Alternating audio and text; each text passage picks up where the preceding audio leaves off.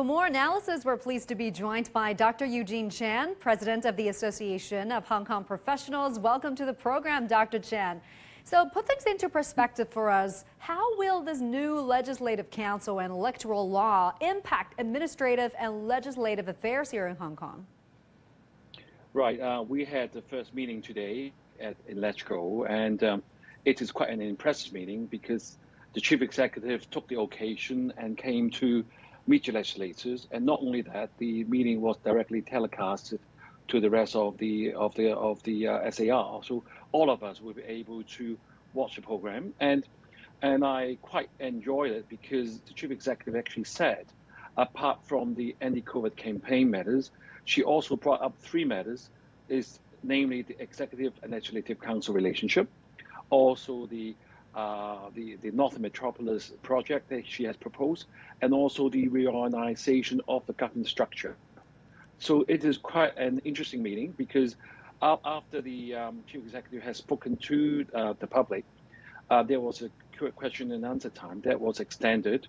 We had about 17 Q&As, whereby 8 new members had a chance to raise questions, and 9 experienced legislators had made the question, covering from all aspects, from COVID to the MPF and to the all sorts of matters.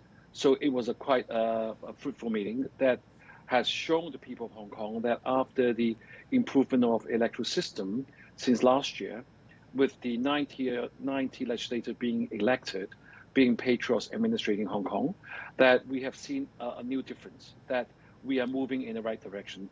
There are only 69 legislators here today because 4 people are in quarantine, whereby 16 have advised not to attend and 1 taking leave.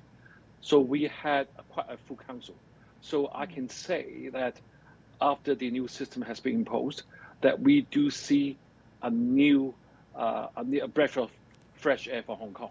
Yeah, a number of headlines have come out from that council meeting. But just what do you think of Carrie Lam's plan for restructuring the government? How's her proposal being received there where you are? Personally, I have been involved in the Hong Kong SAR government advisory committees for the last 20 years. And I think it's a very timely move because now we can really put our act together, and there's so much to do in the next 4 years.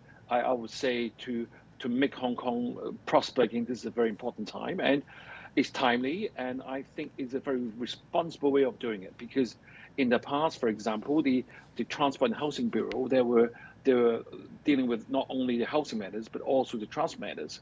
We had the Development Bureau, so there was a lot of work. There was basically the work isn't coordinated.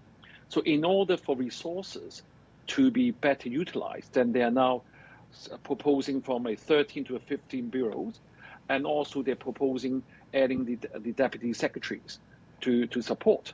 And one thing that had impressed me is that the Chief Executive has mentioned about 5 times that this proposal is going to be tabled to the Chief Executive-elect, which is going to be elected on the 27th of March, and to see whether he or she will like the proposal and take that on. And I think that shows a lot of respect. And also, if we talk about health-wise, we had the Food and Health Bureau.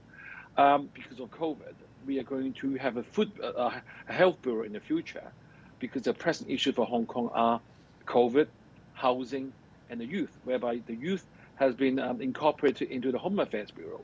So all these are, I think, are very target-orientated. And not to mention, with the 14 5-year plan, we have to worry about our culture, our innovation technology, as well as the of the tourism, transport, and aviation. They were all being reshuffled, and I think it's a very good move forward. But we have to see what the new government will whether they like the new proposal. But personally, I think it's definitely in the right direction.